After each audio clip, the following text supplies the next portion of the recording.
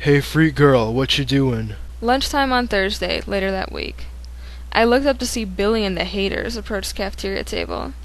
I'd deliberately chosen a seat in the very back, away from their crowd, so I could lay low and work on my manga. I was drawing a portrait of Alora, my gamer girl, but a seat on Mars wouldn't have been far enough away for Billy, especially not after Monday's incident in English class. Yeah, freak girl, why are you back here by yourself? No friends? Flanking Billy were the rest of the haters, of course. Rarely did you see one stray far from the pack. They even took a lot of the same classes. Lucy was dressed in her requisite cheerleading captain's outfit. I swear she wore it even when they didn't have practice, just for status. Chelsea had on some kind of filmy pink baby doll dress that probably cost more than my entire wardrobe put together. She came from old money, I'd learned, and liked to tell people that her ancestors came over on the Mayflower, as if that were some big accomplishment that automatically made her cool. Because, like, pilgrim chicks were so the it girls of their time. And then there was Chad. Yes, I was still sporting that pathetic, hopeless crush on the kid. I knew it was wrong. He was way out of my league, and not even really my type. Kaylin would have had a field day if she knew, telling me to go for a skater or something and leave the Aber zombie to the cheerleaders. But I couldn't help it. I couldn't shake the butterflies that danced a disco beat in my stomach every time he came near. Pathetic, but true. Hey, horny, I'm talking to you. Billy said, as if it weren't obvious. He liked to mix up my nicknames. Horny, because of the unfortunate first day unicorn shirt. Freak.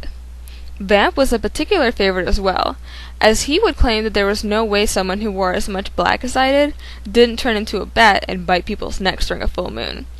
I once tried to tell him the full moon thing was for werewolves, dogs like himself, but he didn't get the insult, and eventually I gave up. It went over much better in my manga. Nothing, I muttered, going back to my drawing. Maybe if I ignored them, they'd get bored and go away. Not today, it seemed. It doesn't look like nothing, noted Lucy. It looks like you're drawing something. Wow, you got me there, I replied, setting down my paintbrush. You're amazingly perceptive, Lucy. Why do the people in your drawings have such big eyes? Chelsea picked up my sketch and gave it a disdainful look. It's like freaky. It's Japanese style, I defended, not knowing why I bothered. That's how they're supposed to look. Let me see. Billy ripped it out of Chelsea's hands. He started laughing. Wow, you suck, vamp girl, and I don't mean blood either. I'd had enough. Give it back, I commanded, rising from my seat to grab my picture. He held it up beyond my grasp. Or what? What are you gonna do? Turn me into a toad? He taunted. Please, I begged. The paint's still wet. You'll smudge it. The second the words left my mouth, I realized I'd made a huge mistake. Smudge it? Billy crowed, dragging his fingers down the picture, smearing the art I'd spent hours working on. I wouldn't want to. Oops, He said, giving me a totally fake look of horror.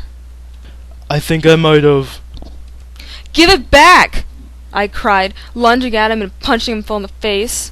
He bellowed like a little girl, fortunately dropping my picture in the process. Unfortunately, however, drawing the attention of Mr. Wilkes, our science teacher, who, unlike Miss Riley, had no sense of coolness whatsoever and didn't appreciate teaching weird girls who refused to model H&M during class. What's going on here? Mr. Wilkes demanded. The crazy freak girl hit me.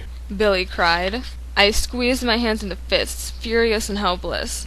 If I defended myself, we'd just have to go through this again next time Billy caught me alone.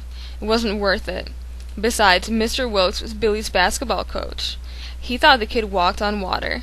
There was no chance in hell he'd believe me over his star. Sure enough, Mr. Wilkes didn't even ask for my side of the story. Maddy, I don't know about your old school, but here at Hannah Dustin we do not hit our classmates. He clarified, as if I'd been unsure on school policy and had assumed smacking around my fellow students was totally okay with the current administration. Now go down to the principal's office and explain to him what you did. I glanced around at the other kids, who'd formed a curious circle around us. I realized no one present was going to defend truth, justice, or the American way. Lucy and Chelsea were smirking in one corner, enjoying the show. Chad stared at his feet, as per usual. There wasn't a soul here who would speak up on my behalf. "Fine," I retorted, grabbing my comics. I left behind the one Billy had smudged. I'd have to start it all over again anyway. "I'm going." I made it halfway to the principal's office before bumping into Matt. And I mean literally bumping, like book dropping and paper scattering full-on collision. I guess in my rage I hadn't been looking where I was going.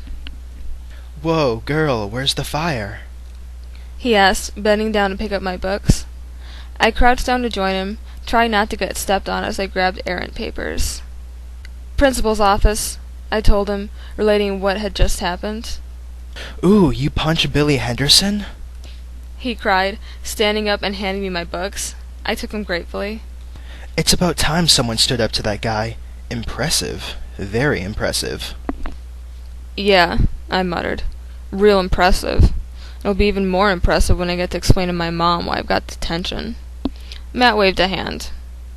She's gotta understand, though. I mean, it's not like Billy didn't start it by destroying your painting. He's such a jerk. I sighed. No kidding. I spent so long on it, too. Now I'll have to start all over. When's it due? Due? I cocked my head. What do you mean? Well, I just figured it was like for art class or something. Oh, no. I'm creating my own manga. Matt raised an eyebrow. Manga? You know, like a Japanese-style graphic novel. Yeah, I know what they are. You're making your own? Like, from scratch? That's the idea. Wow, that's hardcore! He looked impressed. "Do you read manga?" I asked curiously. It'd be cool to find someone here at Hannah Dustin who's into it. Back home, my friends and I would hold little impromptu book clubs after school to discuss what we'd read. It started with just Caitlin, Ashley, and me, but then other kids found out about it and would crash our meetings. In fact, it became so popular, we'd considered seeing if the school would allow us to form an official club. But then I ended up moving and the idea fell apart. Not really, but I'm totally into comic books, and I have a bookcase full of graphic novels at home. Huh. Not exactly the same, but close enough. I knew he had friend potential.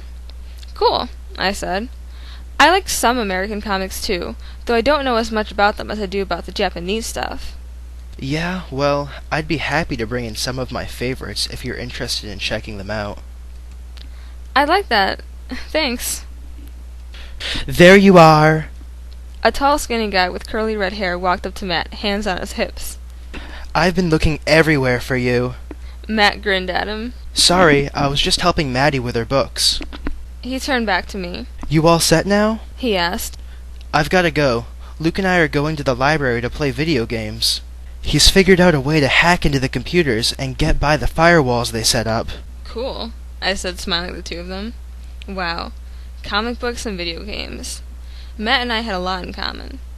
I considered telling him about my fields of fantasy adventures, but I was such a gamer noob, I'd probably sound totally poserish to real gamers like him and Luke. I need to get to the principal's office anyway before I get in worse trouble. Principal's office? Luke repeated. What did you do? She punched out Billy Henderson. Matt said, pride in his voice. At least someone thought I was cool. Well, I didn't exactly. Luke looked at me with respect. Very nice, he said. Indeed, Matt said, giving me a wink. Anyway, we'll catch you later, okay? Hope they take it easy on you. Thanks, I said. They turned and walked down the hall. I watched them go. Matt was a nice guy. Not boyfriend material exactly, but definitely a new friend, and we all knew how badly I needed one of those.